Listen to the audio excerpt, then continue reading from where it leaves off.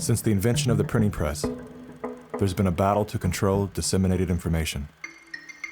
In the early 1900s, oil tycoon John D. Rockefeller took control of every newspaper and news editor of his era. He became America's first billionaire, paving the way for the power-hungry ever since.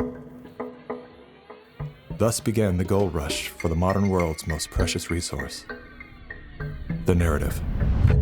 Do you have any people being paid by the CIA who are contributing to a major circulation American journal?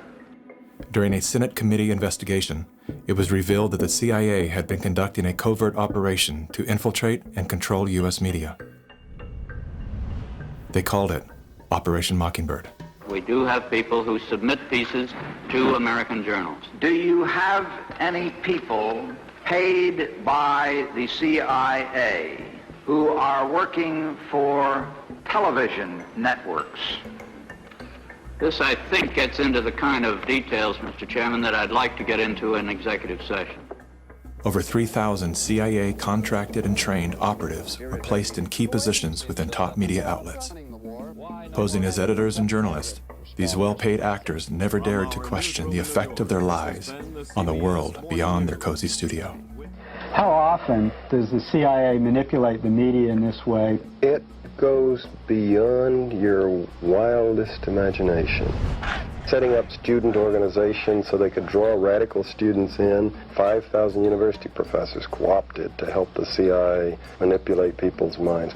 Journalists in the U.S., including big-name journalists, co-opted to function routinely to help the CIA put out stories and biases to the world. As this 1952 CIA memo says, the aim is controlling an individual to the point where he will do our bidding against his will.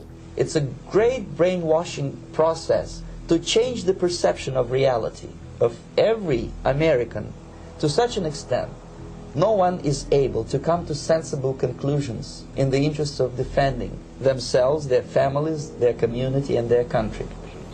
Would you say that continues today? Well, I would think probably for a reporter it would continue today, but because of all of the revelations, I think you've got to be much more careful about it. So how do we know that Operation Mockingbird still isn't in effect? Well, we don't. It was the Telecommunications Act of 1996 that opened the door for predatory corporations to monopolize the industries of print and broadcast. This bill protects consumers against monopolies. It guarantees the diversity of voices. Today, a handful of corporate empires own and control the vast majority of everything you read, hear, and watch. From the biggest movie studios, television and radio networks, newspapers and magazines, to the vast universe of internet news and entertainment sites. Amazon has transformed its operations in response to COVID-19 to protect employees and keep packages flowing. The company is keeping its employees safe and healthy while still delivering those packages to your doorstep. The company is keeping its employees safe. The company is keeping its employees safe. Millions of Americans staying at home are relying on Amazon. And that is how it works. It's like a house of mirrors, where you're seeing the same thing over and over and over again, except it's distorted.